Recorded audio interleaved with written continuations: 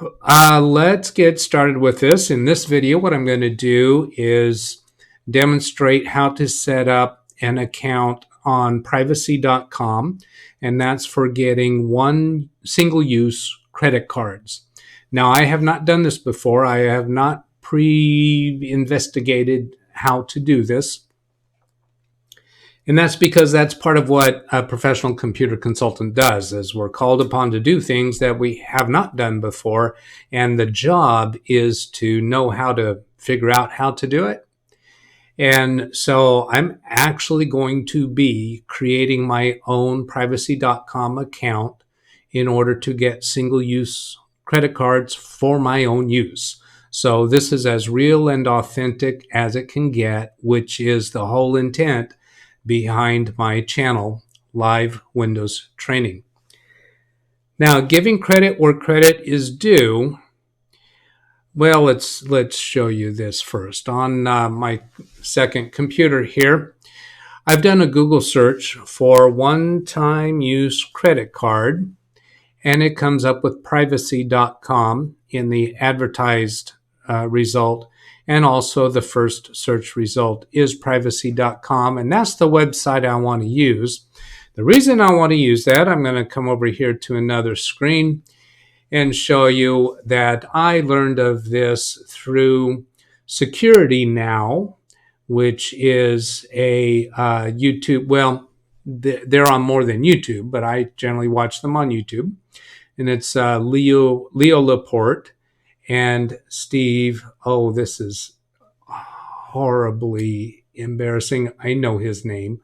But anyways, Steve, and they do a security show, and here one of their advertisers, one of their sponsors is privacy.com. So I'm going to use this privacy.com/security now so that they get credit for it. Coming back here to this computer, I'm going to go to the title, to the address bar at the top. I'm going to zoom into it here so that you get a better look at that.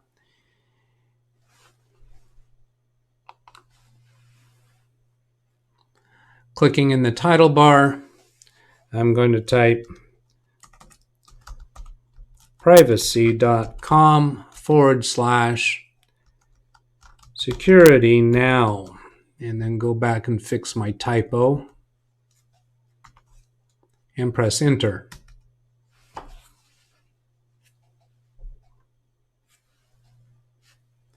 So now I'm at the privacy.com site, and since I used the Security Now at the end of the address, they have gotten credit for it, even though that's no longer in the address bar. I'm going to switch back to the normal view of that browser window there. And here's sign up for privacy. So that looks pretty obvious. That's where we're going to go. Oh, up here at the top, it says, hey, Security Now fans, get $5 when you try privacy.com. Click to get started. So I'm going to click up here because it appears that that button is how Security Now gets credit for it. So you're hearing about this from me, perhaps. Maybe you also heard from Security Now. And maybe you're not a viewer of Security Now, but if you'd like to give them credit, that is how you actually got to this, since I'm passing it along. So sign up, it's asked for your email address. Now, just to show that I can, I'm going to blur this. I know eventually my address is going to get out. So I start typing my address, and it shows up in a drop-down list, and then I put in a password, and I have LastPass on this computer, so I'm going to click on the LastPass icon and let LastPass suggest this complex password, and we'll do that in another video to show you how that's done. Now over here on the upper right, LastPass is asking if I want to add that password to LastPass, and yes, I do, because LastPass made that up. I don't know what it is. It's pretty complex. I have not written it down. And that's just because I trust LastPass, who is also a sponsor of Security Now. Then I'm going to click on a button here that says I am a U.S. resident and agree to the terms. Now, before I click on that, I'm going to do one other form of blurring. And part of the reason for doing this is to just show you that I'm capable of doing this, because if you're interested in getting a support session with me, part of that will involve doing remote connection to your computer and including that on the broadcast, on the live stream. So I want you to know that I can protect your information. So here what I'm doing is blurring out just the email address and now showing you what the rest of that screen looks like. So this checkbox is saying that I am a U.S. resident and I agree to the terms. And both the card and the ACH authorizations. Oh, ACH authorizations. So that means this goes through a checking account, not through another credit card. So do I have that? I might not have that information on hand. I'll have to go to another room perhaps when we get to that point, and you will just wait for me. So now I'm about to click Get Started here. That's going to take us to another screen, and then I'm going to turn off that that part that was masked. So the account is created. That's all it took to create the account. And I've got an option here for taking a look at your first virtual credit card before you continue getting started.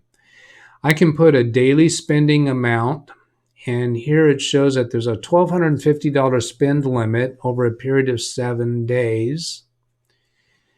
So that's perhaps indicating that on my first card I can't do more than that over the first 7 days if I choose that option.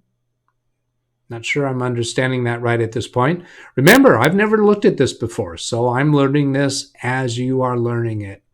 $5,000 spend limit over a period of 30 days if I put a monthly spend amount. So I could put in up to $5,000 as a monthly spend limit.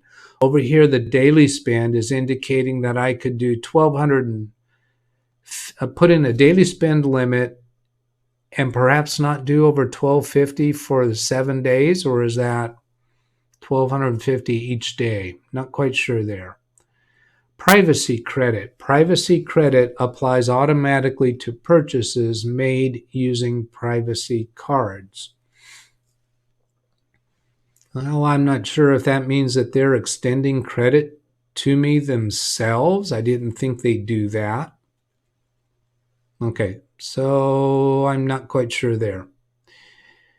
Getting started. Create your account. We've already done that, so we have a check mark. Connect a funding source to start spending. Privacy cards work like debit cards, and you're only charged for payments you make. No hidden fees or surprise charges. Now I'm contemplating whether I'm going to use my business account or my personal account for this.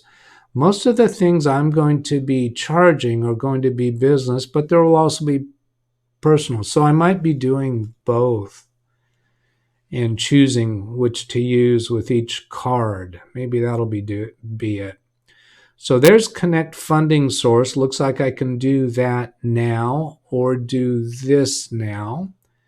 We'll look at that in a minute. Let's look at this tips and tricks. We're hiring engineers. Well, no, I'm not interested in doing that. Then over here, refunds to privacy cards work just like they do with debit cards, even if the card is closed. The money is deposited into your connected funding source, which is going to be a checking account. We don't require that you use your real billing address when you use a privacy card, so you can exercise a little privacy when you spend online. Yeah, I remember that was included when Leo and Steve were talking about this. I can use any address, even a phony one, I think. Yeah, they did They did indicate that. But because it is substantiated through privacy.com, apparently that works. Single-use cards close after the first transaction, making them great for one-time uses such as charitable donations or sketchy sites. All right, I'm not going to read through the rest of this. These are other links within this. Other things to read about. Has their security, more information on their support and privacy, terms and conditions, pricing, developers, teams, virtual cards, card security, unique card numbers. So I'm not going to go through that. Let's come back up to here and actually look at the first card before I continue and see what that has to say. Okay, so I'm going to click on here, not click down here, because the mouse is shaped like a mouse arrow here. Up here, it's shaped like a pointing finger. So I'm clicking on that. And it's showing here's the first virtual card. I can give it a nickname, apparently. Yeah, it's letting me type that in. So what's the first use that I'm going to do? It seems like I had something in mind that I wanted to first do. Oh, come on, what was it? Oh, yes, Zoom. I'm interested in showing a video soon for setting up Zoom accounts. And that says suggested legal logos, legal Zoom. No, I don't want that. So this is just the nickname for the card. Popular cards, meaning I can use one of these names? Well, I don't know what that means. Suggested logos.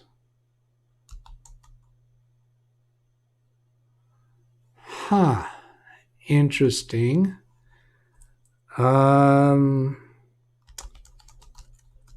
Virtual, no. Zoom meetings. See, I'm not sure that this makes a whole lot of sense. If I'm going to buy a Zoom account, use this to pay for a Zoom account, the card shouldn't be Zoom.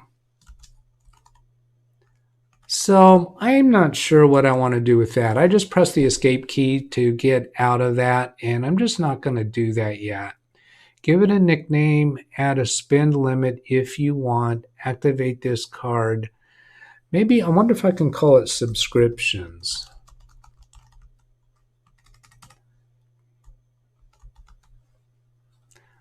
And then save that. And there's no logo. Spend limit. So I clicked on that, and let's do a spend limit per month of $100.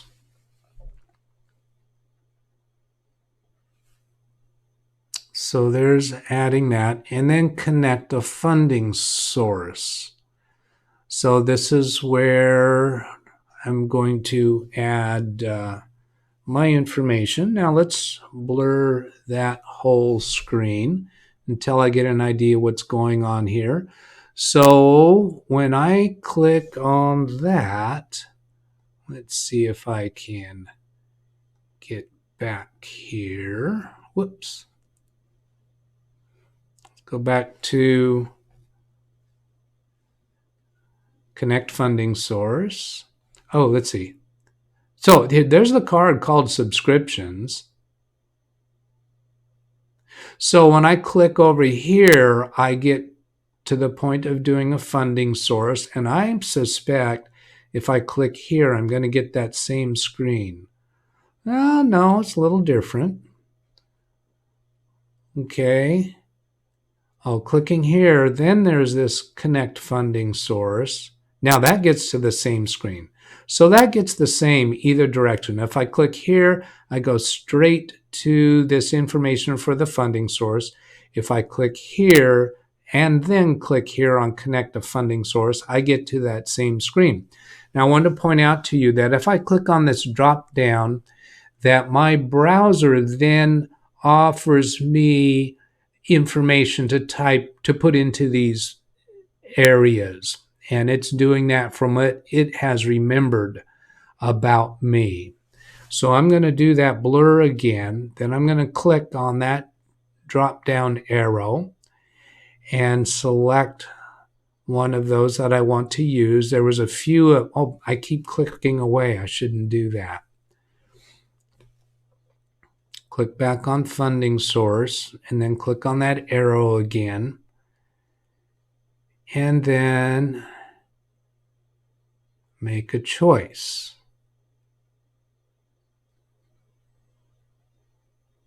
There, I was trying to get rid of that LastPass pop-up by clicking out here, and that gets me out of this window entirely. The right way to do it was to click in this area so that I'm clicking on the window that I'm interested in and not on the LastPass. Okay, so let's get a better blur of this screen, more focused so that you can see more of what's here.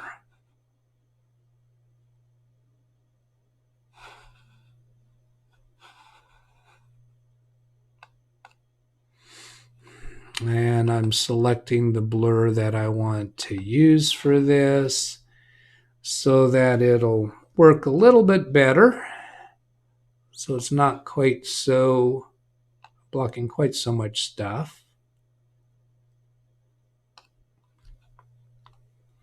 That looks good.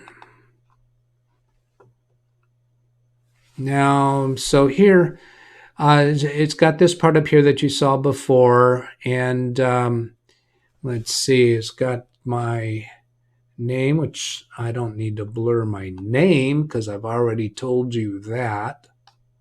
So let's narrow that down a little bit more. So here you've got my name, and you see this next section is street address. That actually has my street address. There's a field here for apartment unit. I'm in a house, so I'm not putting anything there. And this section's for my zip code. Then here it's a section for my date of birth, which I have not put in yet. And then here it has my phone number. So I'm going to click in this section for date of birth and put that in. And as I type the numbers, I see that the slashes automatically appear. So I don't need to type that. And before I started typing this, I didn't pay attention as to whether it wanted a 4-digit year or a 2-digit year. So I'm trying it as a 4-digit year, and it did accept that. Most of the time, birth years now are wanting a 4-digit year because here we are, 2020. Oh, by the way, today is April 5th, 2020. So there's plenty of people who could be doing this that are of age. And then down here, it's wanting me to confirm phone numbers. So I'm going to blur the entire screen before I click on that because I don't know what's going to come up next. And I suspect it's going to call my phone. Yes, indeed it has. So we'll go back and show you that. We sent a confirmation code, and it shows the last 4 digits of my cell phone number. So I'm looking at my cell phone. I haven't seen anything come in yet. We sent a confirmation code. No, still don't have anything.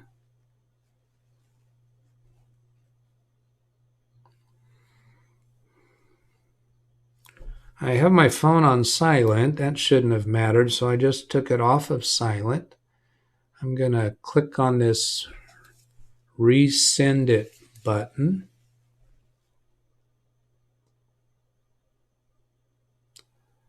Down on the bottom left corner, it says we resent. Oh, my phone's on airplane mode. How did that happen? I didn't intend to do that. All right, it's off airplane mode now. Let's see if it comes through. I might have to click resend again. Oh, there it is. And it came in twice. So I'm going to take the second of those.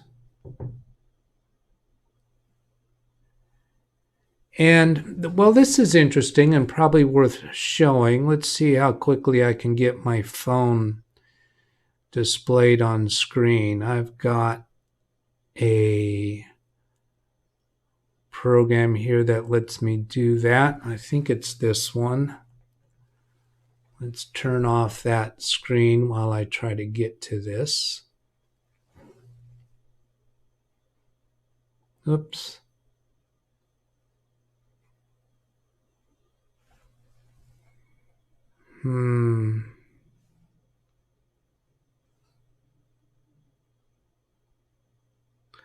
I don't think I'm going to get this. Nope.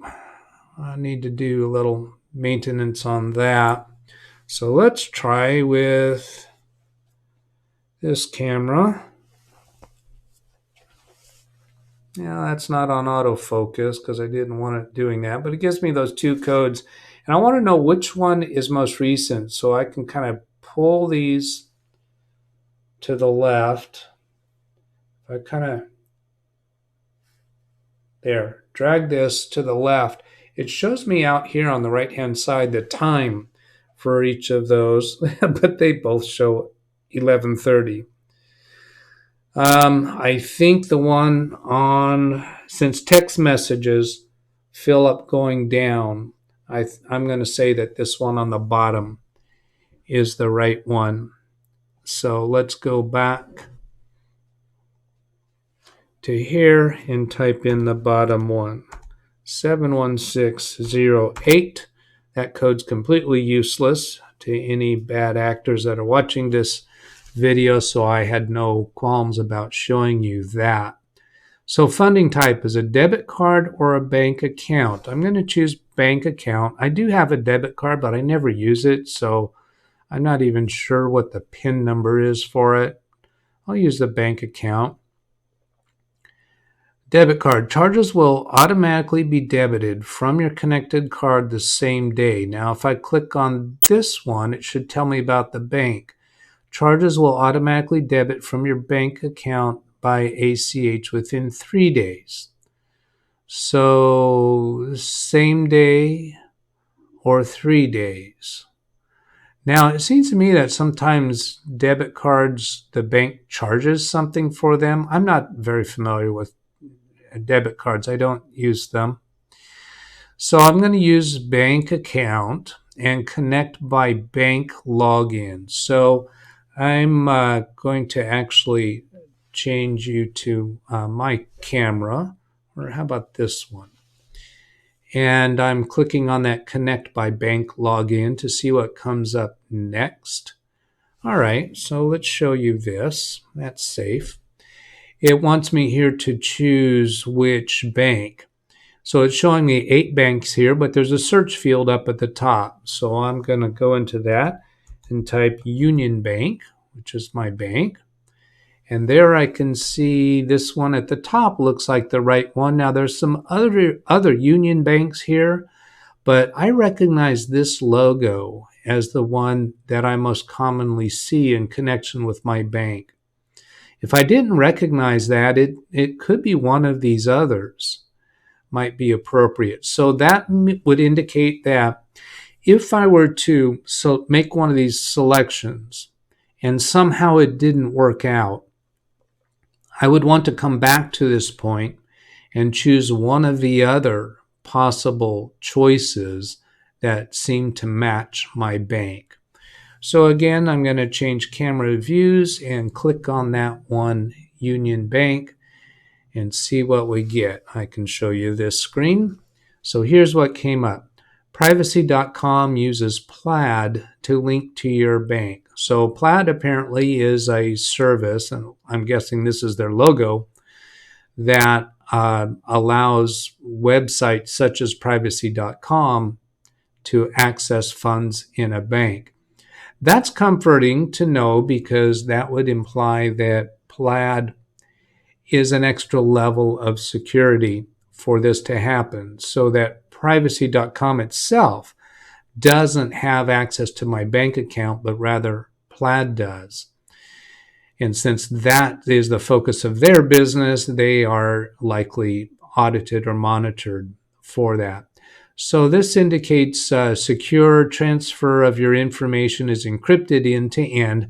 So whatever I enter on my computer, it's encrypted from my computer. Even if I was on a public Wi-Fi, it's encrypted right away from my end all the way to the destination, which I think this is saying that the destination would be Plaid rather than privacy.com.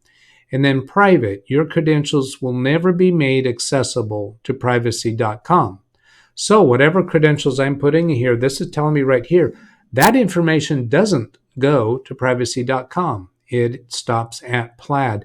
Now these check marks here look like I could uncheck them, but I don't think so. Nope, I'm trying to click on them, and no, I cannot. Now I'm interested in Plaid. If I want to take an extra level of caution here, I'm going to click on the plus sign to open a new browser tab, and I'm going to search for Plaid. So my cursor's active up here in the top, and let's see, I can give you a zoom in on that to show you what I'm going to type there. So up here, I'm typing how secure is Plaid, and I see that other people have searched for that because it shows up in these search suggestions. And this one that you can't quite see, well, I'm going to fix that so you can see it. This one that says how secure is Plaid, I'm clicking on that one. What is Plaid? And this is a search result from givelively.org. All credentials are securely encrypted, that pop-up window in Plaid, using industry standard encryption. So I'm going to scroll down and look at some of the other hits. Is Plaid a service which collects users' bank login? Yes, Plaid is safe. They don't store.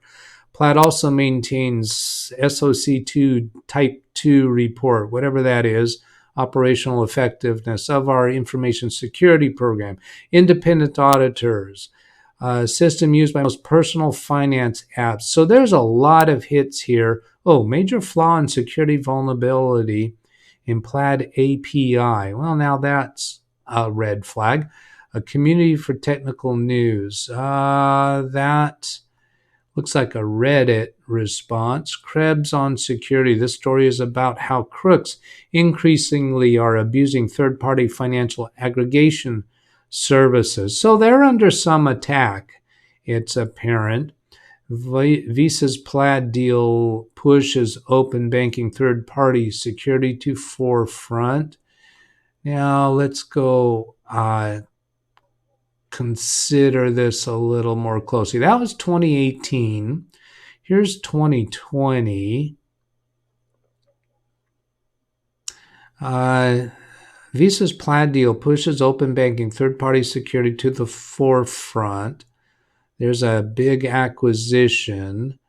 That sounds good. Here's another 2020. Plaid is the connector, taking users' information to unlock.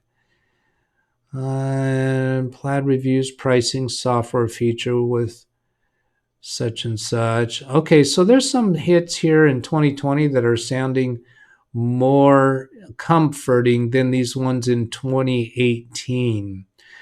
I'm going to go ahead and feel comforted with that. If a person was more security conscious, you could go further into that. But because it was recommended by Leo Laporte and Steve from Security Now, oh, I'm so totally embarrassed that I can't remember his name. Okay, I'm going to fix that. Security Now, Steve Gibson. That's it, of course, Steve. Sorry about that, Steve. I know your name. And you know that because you forget names once in a while, too. I've seen it on your show. So Sorry, thank you. I watch your show a lot, Steve, and I'm a big fan. Ready to click continue here. And everything looks like it's coming through okay. Let's see, I need to switch cameras because I don't know what's going to come up next. All right, Union Bank. Here it's wanting my Union Bank user ID and password. Maybe I'm not going to even have to enter my credentials because I do online banking with Union Bank. And as long as I'm putting in my user credentials, I might not have to put in the checking account numbers, which I don't have in front of me right now. I was going to have to walk out of the room and get it. And I see here that the LastPass icon is showing, which indicates when I click on that, I think it's going to offer to fill in those credentials for me. So again, I'm going to switch cameras before clicking on that.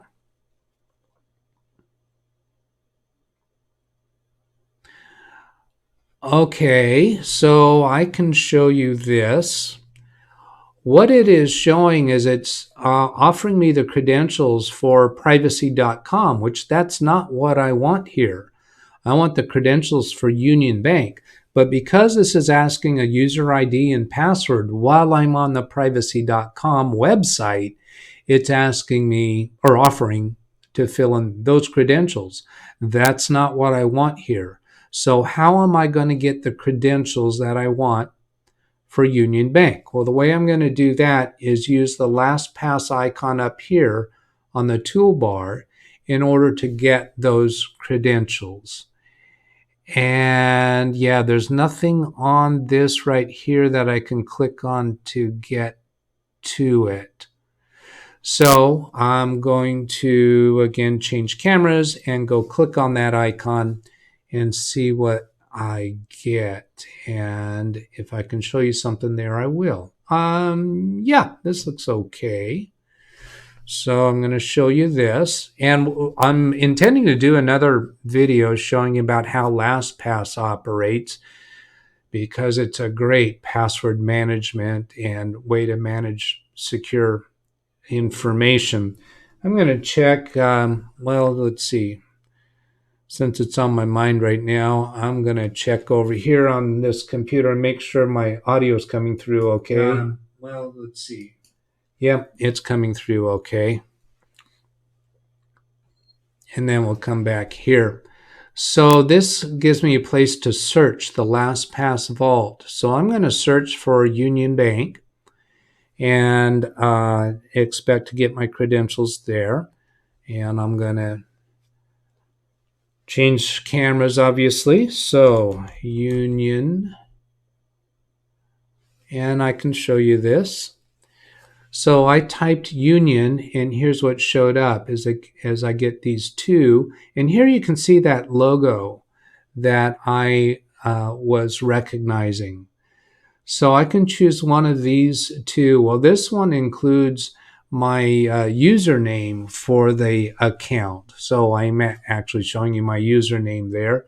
And then these buttons over here is I can launch the Union Bank website, or I can copy the credentials, or I can edit to go actually look at the record. And I'm going to choose copy. And I don't think it's going to display the credentials, but again, being careful, I'm going to switch cameras. And here I'm clicking on copy. Oh, all right. Yeah, I want to show you that. So when I chose copy, it's offering me the opportunity to copy the username or copy the password. I'm going to choose copy username, and I don't think it's going to display it, but I'm going to be careful here. So I'm switching camera. So clicking copy username, and yes, indeed, it did not display anything. So now I've got a blinking cursor over here. I'm going to go ahead and click in that field, and I'm going to right click and choose paste as plain text. I think that's the choice I want to do. Yeah, I'm going to choose paste as plain text. And I've already shown you that username, so that's fine. And then I'm going to switch cameras again, press the tab key to go to the next field, and it's not showing you anything. So I got a blinking cursor in that field. Now, if I come over here to LastPass, I think that's going to show again the privacy.com, which is not what I want. So I'm going to come up here to the LastPass icon and type union. Now I'm letting you watch me type this because I know it doesn't show anything of concern. Then I'm going to click on copy, and it's going to offer to copy the password. I'm clicking on that, and then come over to the password field, and I'm sure it's not going to display that password, but I'll just hit the blur button here. So, and then right click and choose paste. And yes, indeed, it did not display the password. So I'm going to take that blur off. So there I've got my username and my password for my bank. And I want to get rid of this LastPass. So I'm going to try clicking this icon again, see if it'll go away. It has not gone away. How do I get you to go away? I want you to go away. I don't want to press the escape key because I'm afraid that might escape this whole thing. What does this one do? I'm going to change cameras. Oh. What that one did is it is offering me a suggested password. I'm not going to use that, so I have no qualms about showing you that. But I'm still just trying to get rid of this. What does this magnifying glass do? Back to other camera.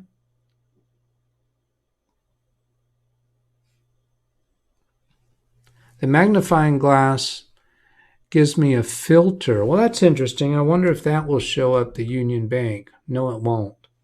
So apparently all that filter does is allows me to search if I got multiple possible passwords to enter here. It'll let me choose those. All right, I'm going to try dragging this window. No. Try dragging that LastPass. No. It's not going. Oh, there's an X. Finally. I don't remember seeing that X before. That X should close that window. It didn't. What it did is it closed that magnifying search or that filter. So I know that what happened. What happened?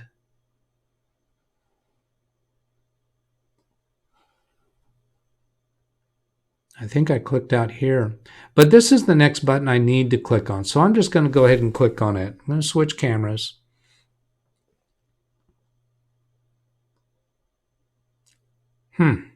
That did not work. Here when I'm trying to click on this button, it's just doing a strange thing. That would imply that that password is not working. I'm thinking maybe it's not working because either I have the wrong Union Bank choice or there's something wrong with that username password. So let's consider that. I'll go back here. I'm thinking maybe because I've just been here too long. Maybe that's why. So let's go back to a prior screen. Well, okay, since I'm going to go back to a prior screen, I'm going to try the escape key, see if that'll get rid of this LastPass window. No. Are you sure you want to exit? I don't want to exit. This is offering me a chance to save the password for Plaid. No, I don't think I want to do that. So I'm just going to close that. Your progress will be lost and your credentials will be removed for your security. Are you sure you want to exit? Yes, I'm going to exit. So that I'll go in again and try that. If your bank connection was unsuccessful, try signing up with a debit card. No, I don't want to do that. This is saying connect with your funding card. I don't want to do that. I want to go back and try the bank account again, and it doesn't give me any button for doing that. This is for a funding card. I'm clicking on that. It wants me to enter a card number. I don't want to do that, so I'm trying the escape key. And let's go back to connect funding source. So this time I'm going to put that information quicker since I know how to do it now. So here's that. I'm about to click on this drop-down box, which will give me the opportunity to automatically fill in information, and that is this blur that I already set up. So this is going to blur all that information, and I'm clicking on the drop-down list and choosing the first item. And I think I just revealed more than I intended to, didn't I? I clicked away again. Again, funding source, bank account, connect by bank login.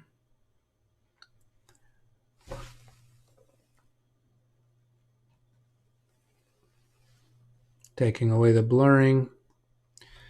Union Bank. I just type Union.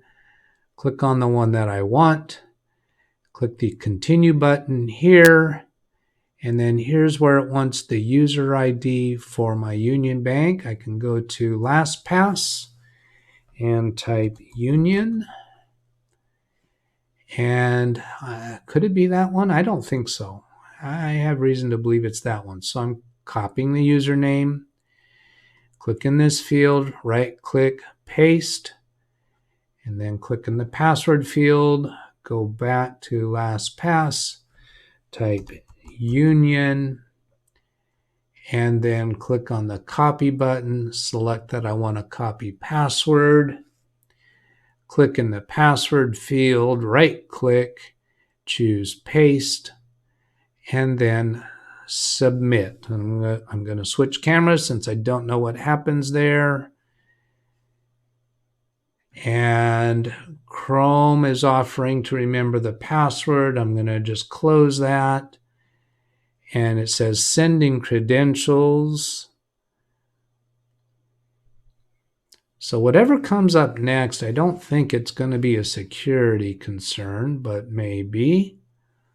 Well, that's not ideal. I'm revealing a little bit more there than I intended to, showing how much money I have in those accounts right now. And it's showing the last 4 digits of my personal account and the last 4 digits of my business account. And I'm not going to wind up blurring those out. I'm not going to go back and edit it because big deal. That doesn't mean a whole lot. That I'm showing some numbers of the balance that are in those accounts right now. So let's see, this first account I want to use with, this first credit card I want to use with Zoom. So that is going to be a business expense for me. So I'm going to choose the Business Essentials checking. And I'm going to go ahead and switch cameras there while I go on to the next step. Although I will show you that. When I clicked on it, it just highlighted it. And now I'm going to click the continue button. When I float the mouse over the continue button, as is commonly the case, it gives me that little shadow there, which is a reflection that I am actually hovering over the continue button. So here we switch cameras and click continue. Here's what it came to. There was a couple other flashes that occurred that were not of security concern, so I don't mind showing that next time around. So here I'm scrolling up to see the rest of what's on this screen. Next step, confirm your email address. It says we sent email to that email address, a confirmation. They sent a confirmation link. So that indicates that I need to go to that email and click on the link that's in that email. Now realize, and maybe you've heard this, you're not supposed to click on links that are inside emails that you weren't expecting, but I am expecting an email from privacy.com. So it's going to be okay to click on that link. Let's look at what else is on this screen first. GoPro professional, not as in the GoPro camera. GoPro Pro get cash back, so get higher card creation limits, cash back, and more. So like if you like getting points or cash back on credit cards that you use a lot, you'd want to go Pro, which means to actually pay their monthly fee for an account. This account is free that I'm signing up for so far, but it has a limit on how many cards I can create. It has the card creation limits, which we saw a little while ago. And then I can also invite a friend. I can get $5. Invite a friend and you'll get $5 after they make their first purchase. And then there's an invite link. Well, I don't think I can invite you as a viewer. That'd be pretty slick. If everybody who watches this video, if I could invite you.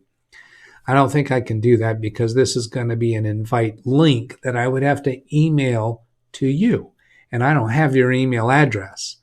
So what I would, if you want to do me any service or favor, I would ask for you to use that privacy.com/security now so that my friends at Security Now can get credit for this, for you.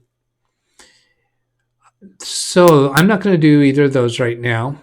This link here would let me see those plans, the professional plans that actually charge money. Let's go ahead and pursue this card some more. So this has no cards. There's a daily spend. Oh, here's those limits again. $250 spend limit over 7 days.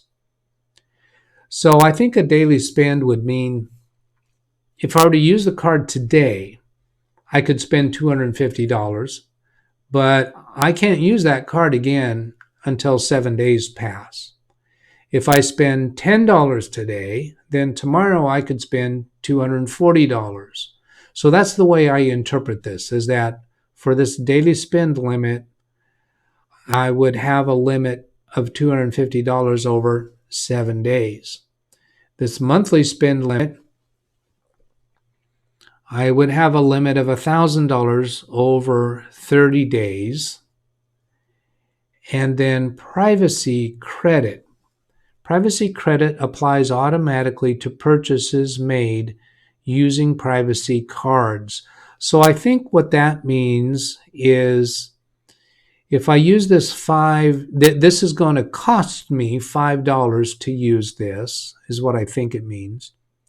And that when I use it, I won't have to use my own name and email address and street address on the account.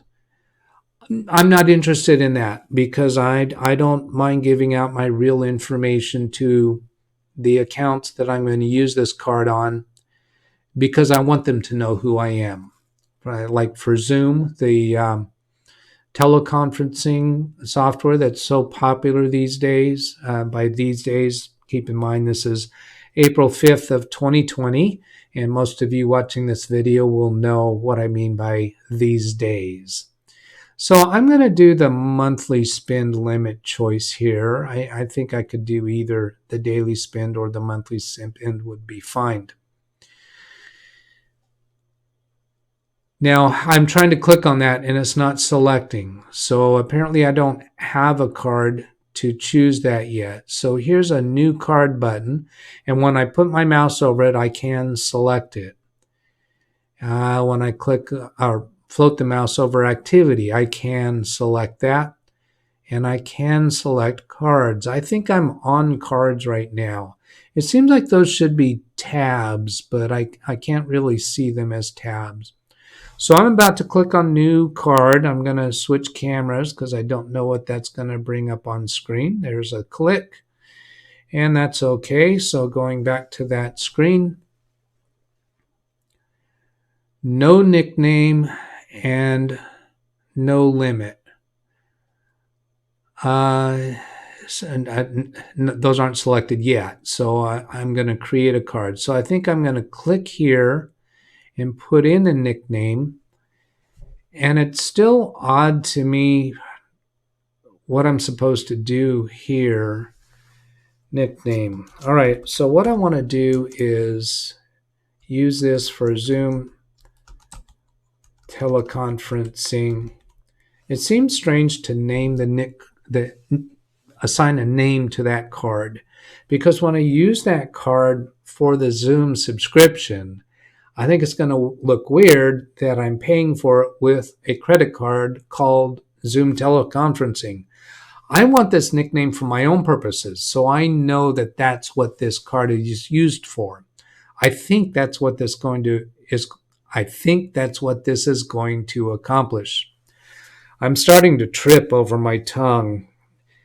I'm taking a look at a text message I have received from a client right now. So excuse me for a moment. I'm going to stop talking.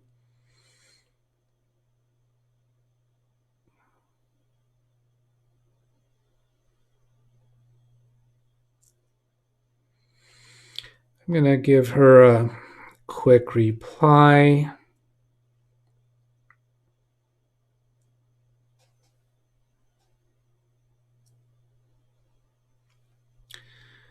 And reply, yes, I can, but it's going to be about 30 or 40 minutes before I can do that.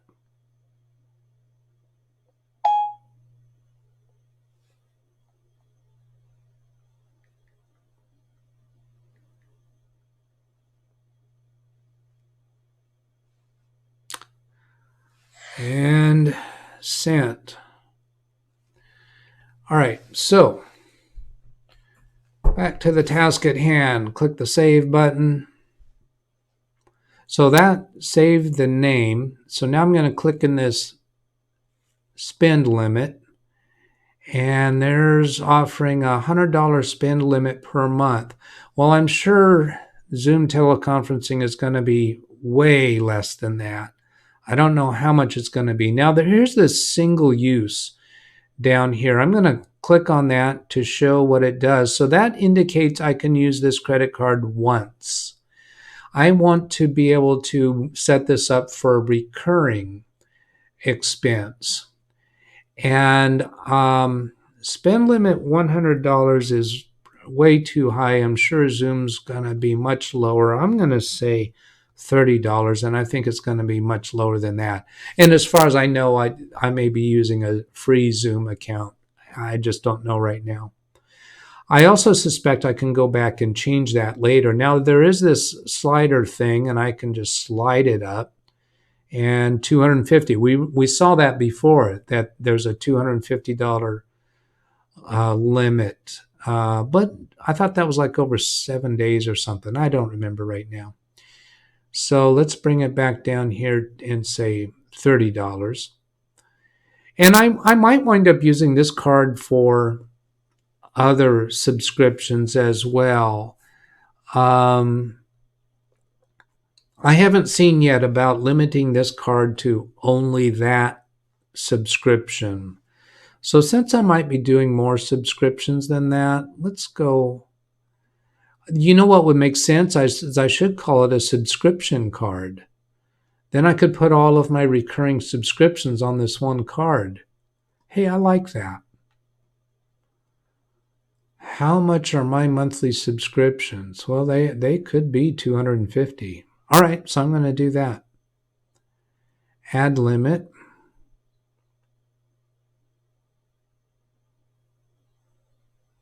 You know what? Nope, I'm going to go back to $30. Because it might be true that I'm about to reveal some information about this, that a bad person on the internet could try to charge something to this card. So because I'm doing this through a YouTube video, I'm going to use that limit. And should I leave Zoom teleconferencing? Yeah, I'll leave it as Zoom teleconferencing. So this will be my experiment into using one card for just one vendor. Now, I think there was something like I'm allowed with a free account to create like 10 cards a month, or maybe it's 15, something like that, before I have to use a subscription account with privacy.com. So here, create card. I'm not blurring the screen. Oh, please confirm your email address. I haven't done that yet. So yeah, I'm going to, how do I want to blur that? Yeah, let's do, how about this camera? Is that enough? I'm not sure. I'm going to take this camera. And then I'm going to open a new tab and access my email.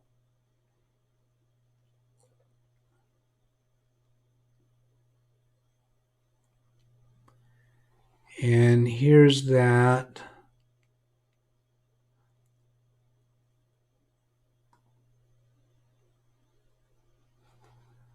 All right, let's see. Is there anything in there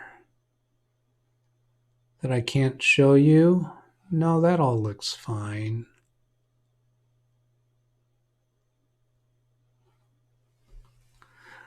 Okay, so I'm going to show you this screen because there's an interesting thing here. So here's the email. I have it opened and it came 49 minutes ago. Wow. Yeah, that's when I first created the account. I didn't realize I'm on this video that long. Okay, you just signed up for a privacy account. Please confirm your ownership of this email address by clicking the link below. Now, when I opened this email, this message up here appeared. Mail.google.com wants to open email links. Now, I need to allow this because I'm about to click on this link in an email and I want Google to allow that. So here I'm clicking on allow and it's actually opening what? Choose default apps for Outlook. Oh, it's trying to be able to send an email through Outlook. I don't want to do that.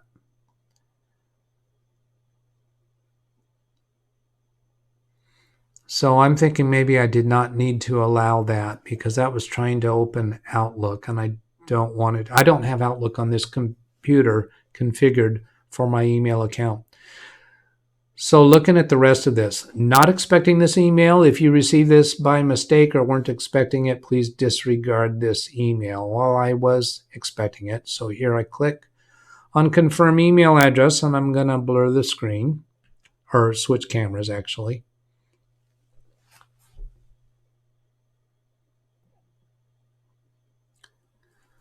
That's fine. So here's what came up. Try privacy in 2 steps. Get the privacy browser extension and use it to create a new virtual card at the merchant below, giving you control over your payments. Well, I kind of like that. This is privacy browser extension. So this means a browser extension from privacy.com. And I can use it to create new virtual cards. That sounds like an easy way to create new virtual cards for specific merchants, giving you control over your payments. I like that. Install our browser extension or create a virtual card at Spotify. I didn't ask for Spotify. Maybe that's just an advertisement. Keep in mind, when you sign up for a free account on any website, such as privacy.com, part of how they're able to do that is because they will advertise things to you. So I'm thinking maybe this is an advertisement that Spotify is paying privacy.com to advertise for them. So what I'm going to do here is install the browser extension. Again, I'm going to switch camera.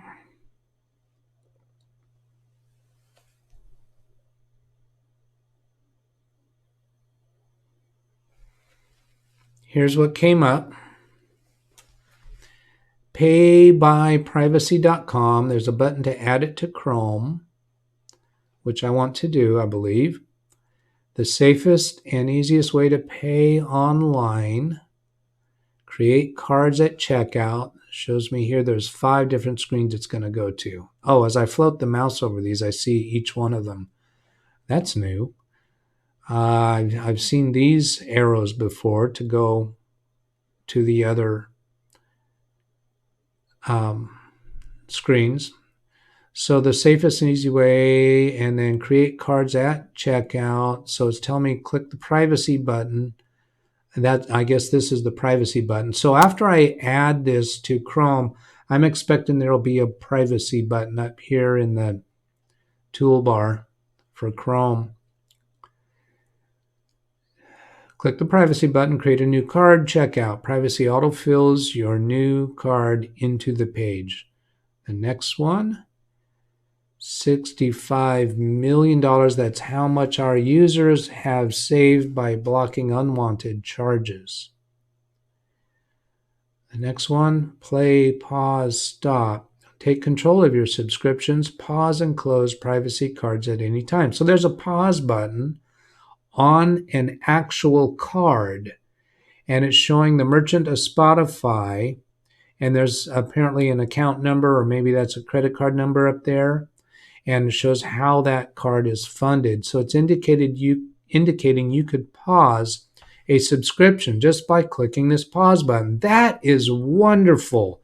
Or a garbage can. One of the big things that irk me with online subscriptions is they make it really easy to subscribe, but then sometimes it's really difficult to unsubscribe. This means I can do it right here with the privacy.com credit card. I like that a lot.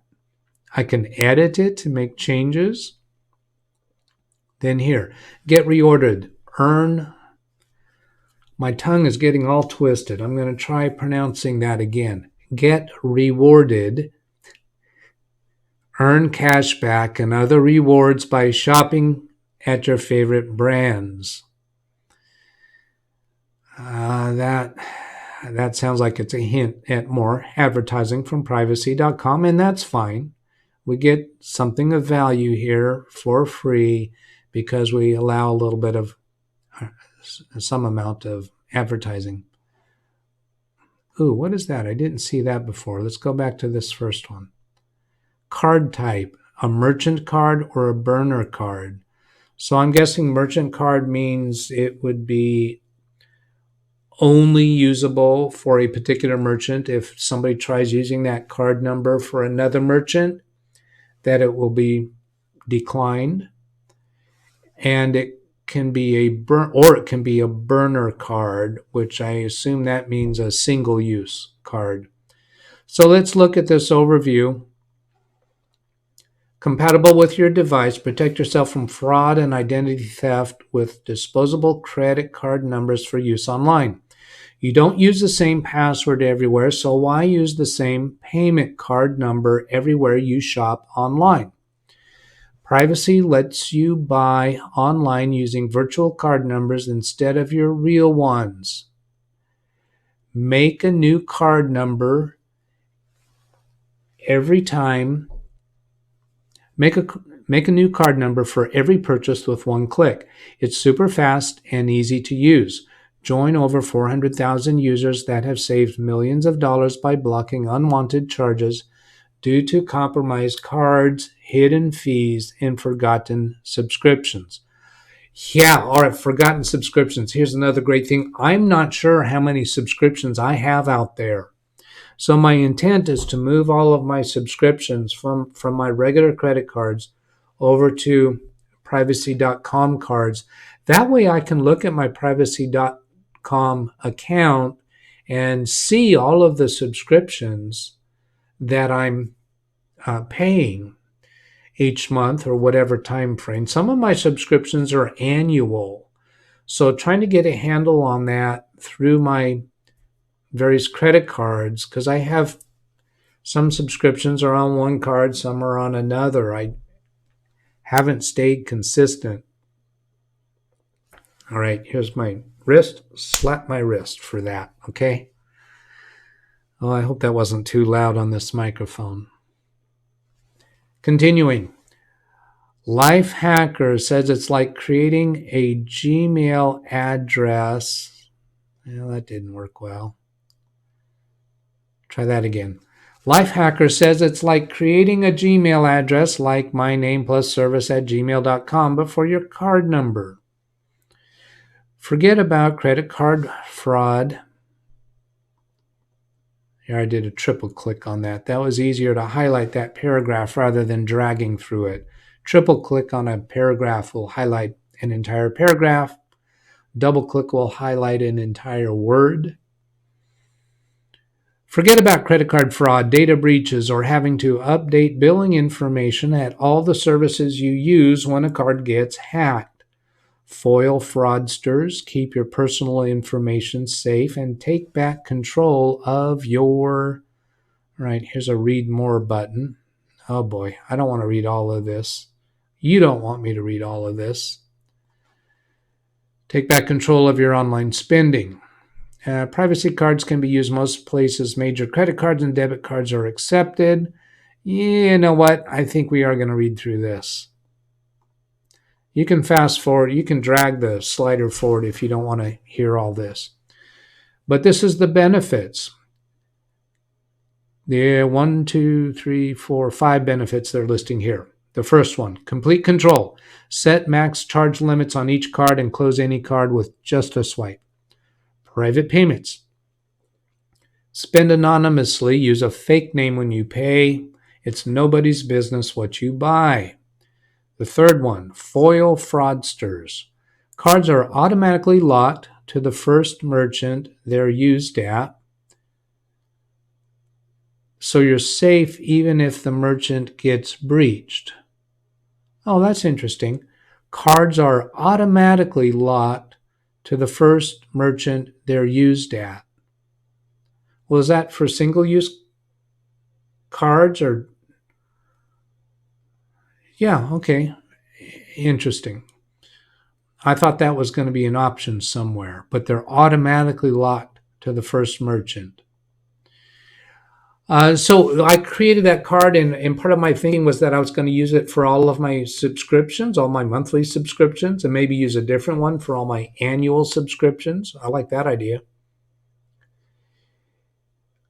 But this is indicating when I create the card and then use it at a merchant, it's automatically locked to that merchant. Well, then can I unlock it so that I could use it for more merchants?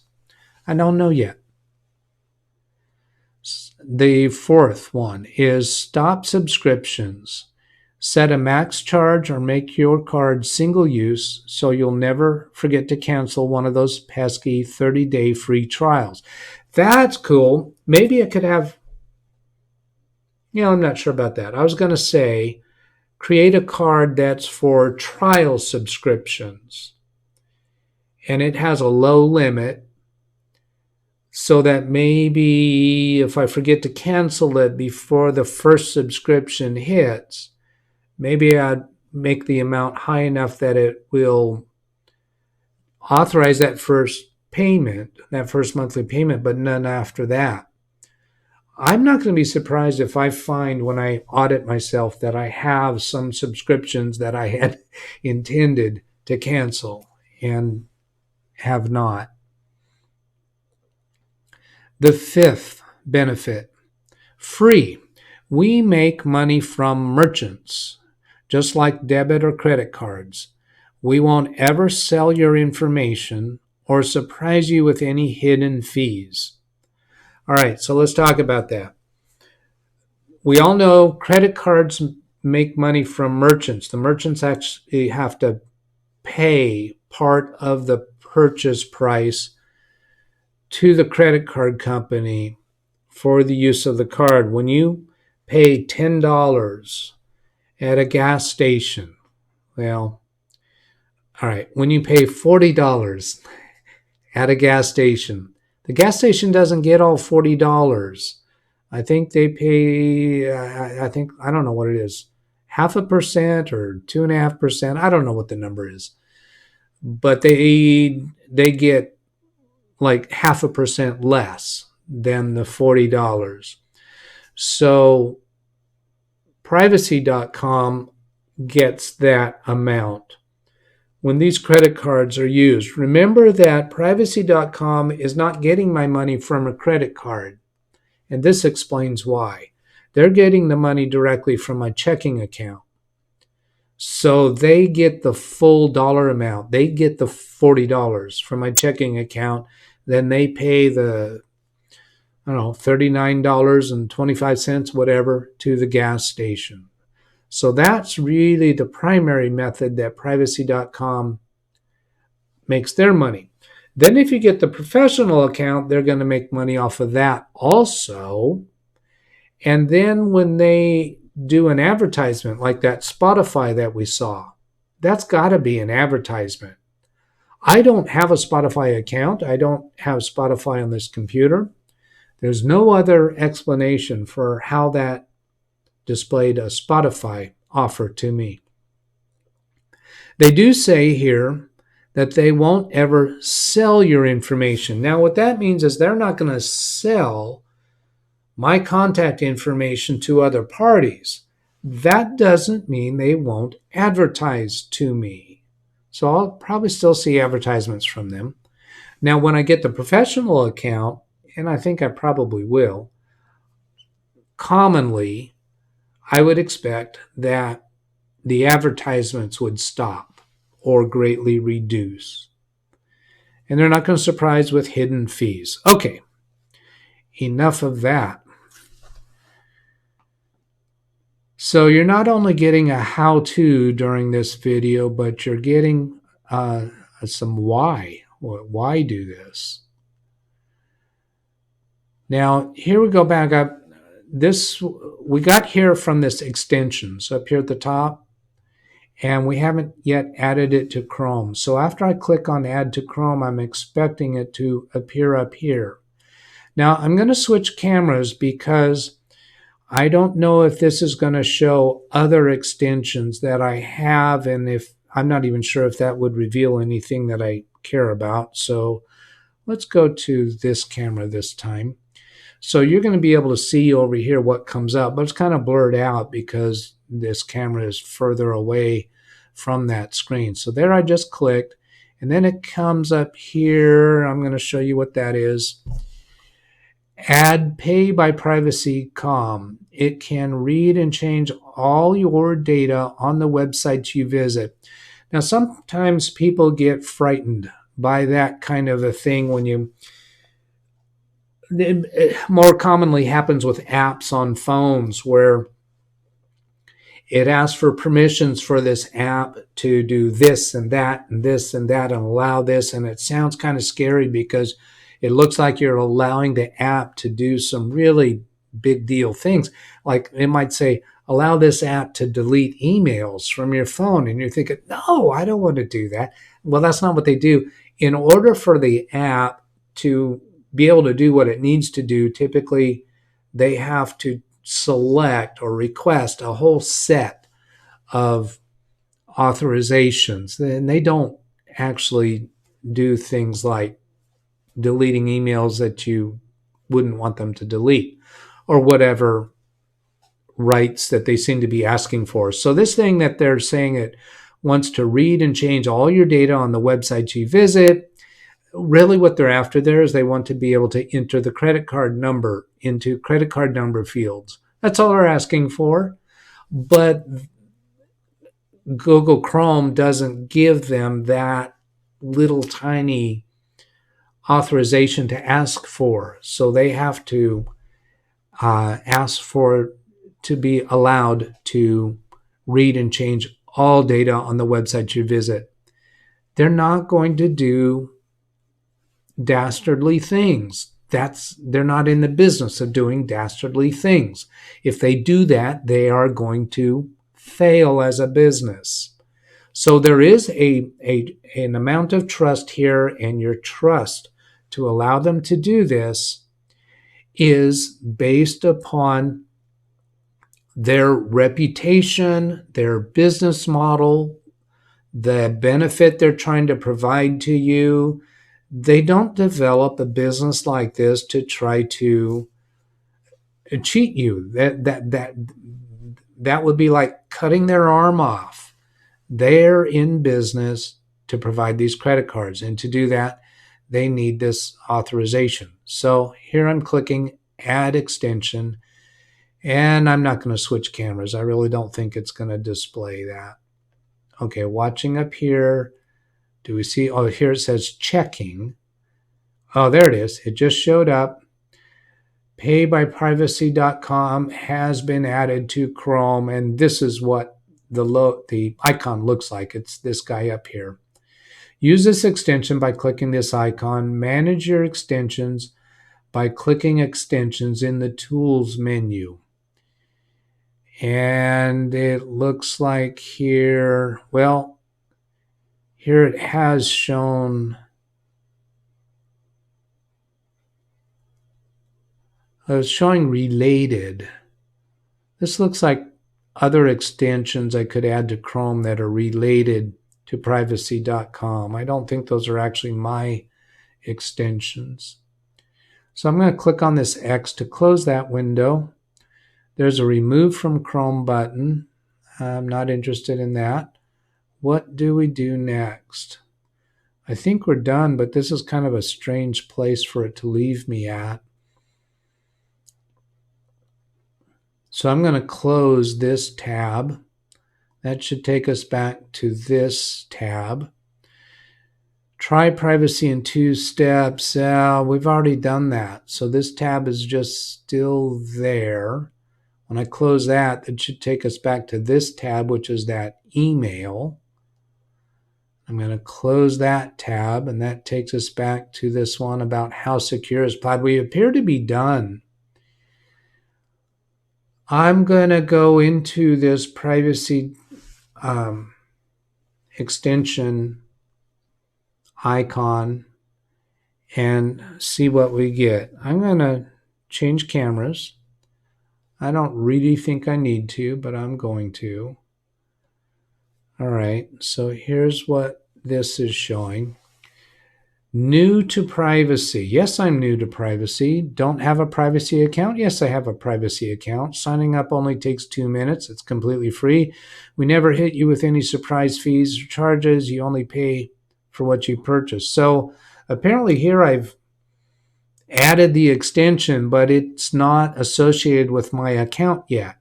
So I'm going to have to enter email address and password for my account. So I'm going to switch to this camera so you can kind of see at a distance what I'm doing here.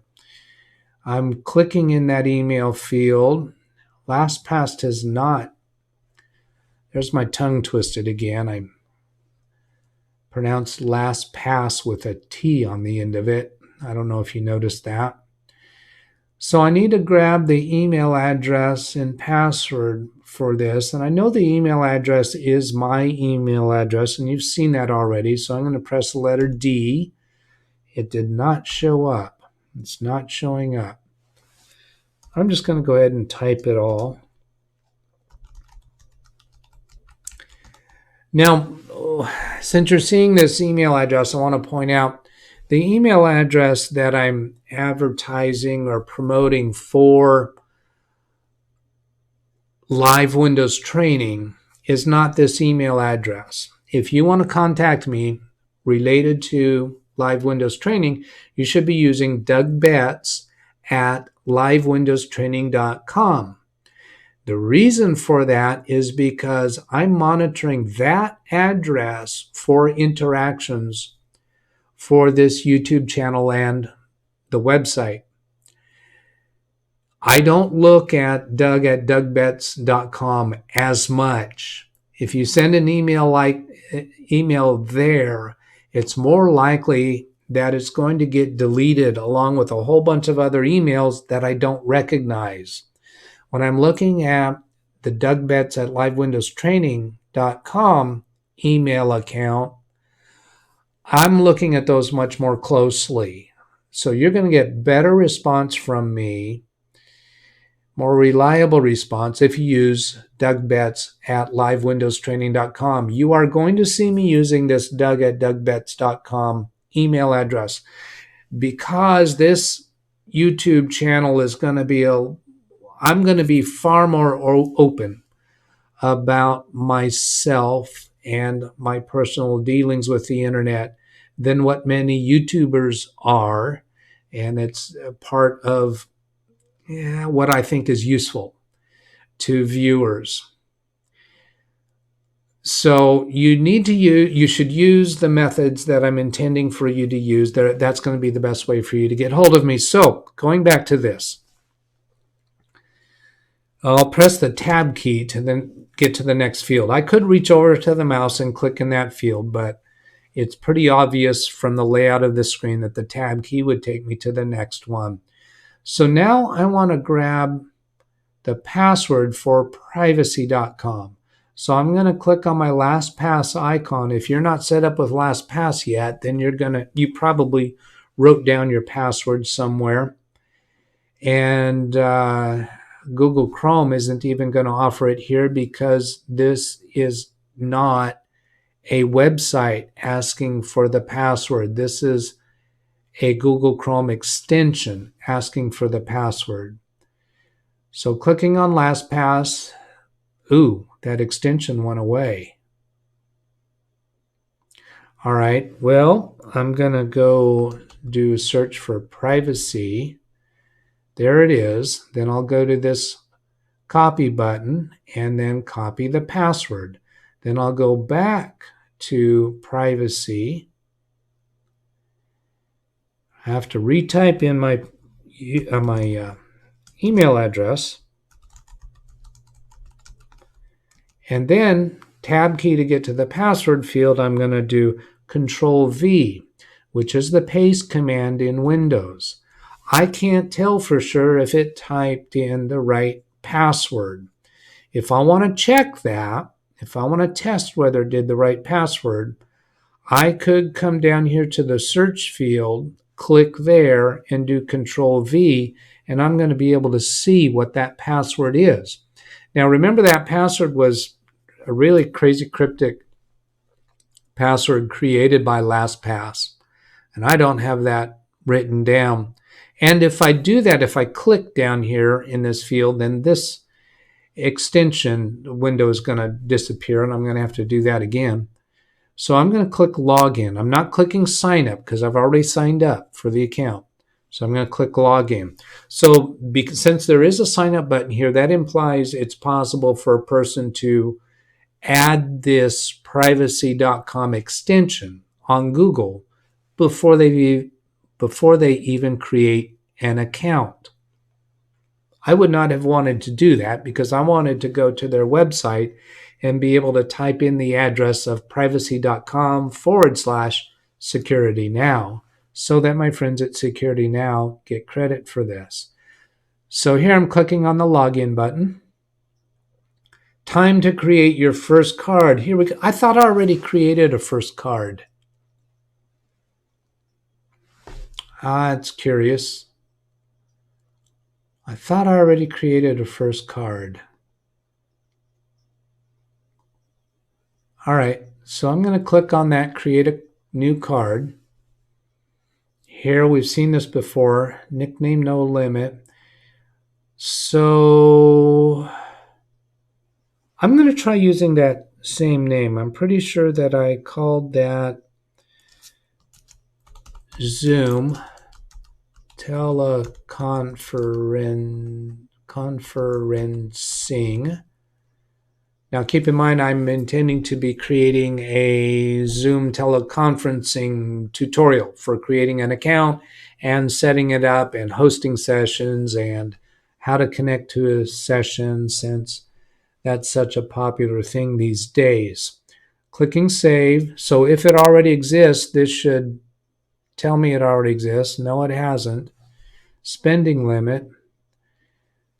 And let's see, $100 per month. Oh, yeah, I took that all the way up to the top. No, I didn't. Then I took it back down to 30. That's right. So add that limit.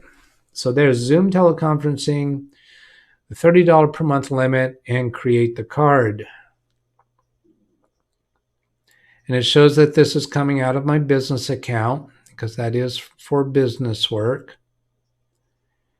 Transactions show declines. It looks like that is all done. Then I can close. Close this card. Are you sure this can't be undone? What? Closing the card? Well, I don't want to close it as in canceling it.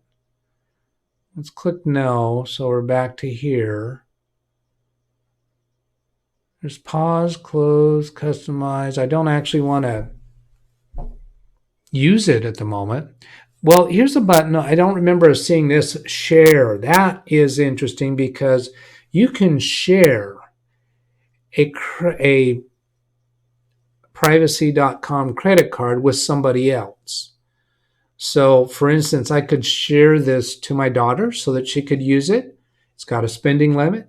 It's got the security things involved in it. So you can actually, essentially, I guess the word is virtually, hand a credit card to somebody so they can use it. You wind up paying the amount that they charge. And it's a way to, help family members or friends in need, whatever your situation is.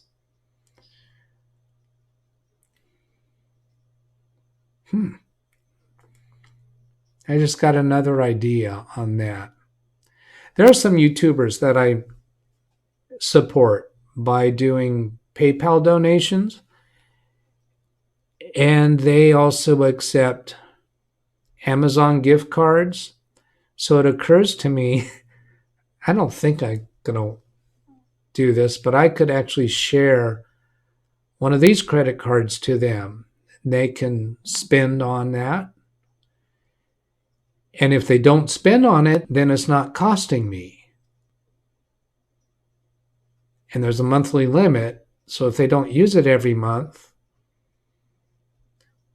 then they're not actually getting my donation. I'm not sure if that's usable. That seems a little odd to me. It seems like the only reason a person would do that is like if I want to give them a credit card like this, it means they can charge up to $30 a month or $20, whatever limit I put on it. And if they neglect to use it, then they're not getting that money.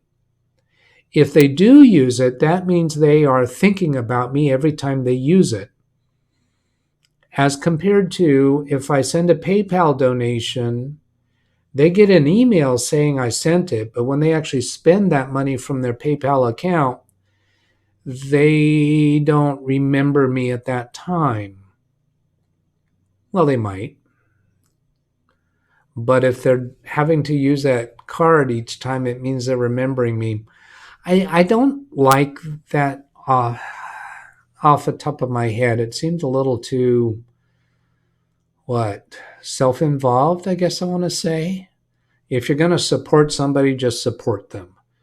To make them think about you every time they spend that money, I don't know. Maybe it's okay. Maybe I'll warm up to that idea. Right now, it does not appeal to me. So what else do I want to do in here? Oh, yeah, what I'm questioning is when I close that, does that mean close the... Yes, that means close the card because notice that here's the pause button. I don't want to close the card. This customize, that looks like a paint roller to customize it. If I click on that, it looks like I can change the appearance. I haven't changed any. What happens if I click on one of these? Using a Netflix card. I guess that's okay. I could have a credit card from Netflix and use it for spending on different things. I could make it look like a Walmart card. I guess this is just saying, what kind of a card do I want the vendor to think that I'm using? What if I put in the word bank and I want it to look like a bank card? Click bank is the only choice. What other kind of card might I want it to look like? Gas? No. I don't know. I just don't get this. Why would I want it to be anything? There's a custom card. I can make it look like any of these other things. Well, I'm a computer tech. I guess that would be all right.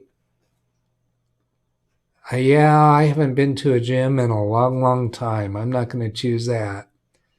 Cake or pie or root beer float, I guess that looks like.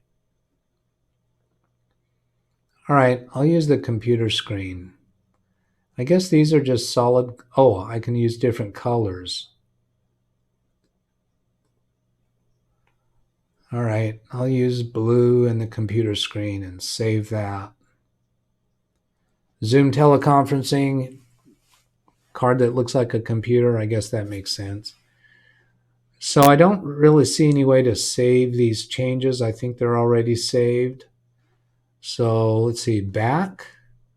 Oh, okay, shows me my cards. And then I guess this is going to show my transactions. And this is going to show declines. So if somebody out there watching this YouTube video tries to use this card, I don't even remember if it ever showed the full card number. Apparently it ends with 6008. Well, when I'm making a transaction, oh, there's the whole card number.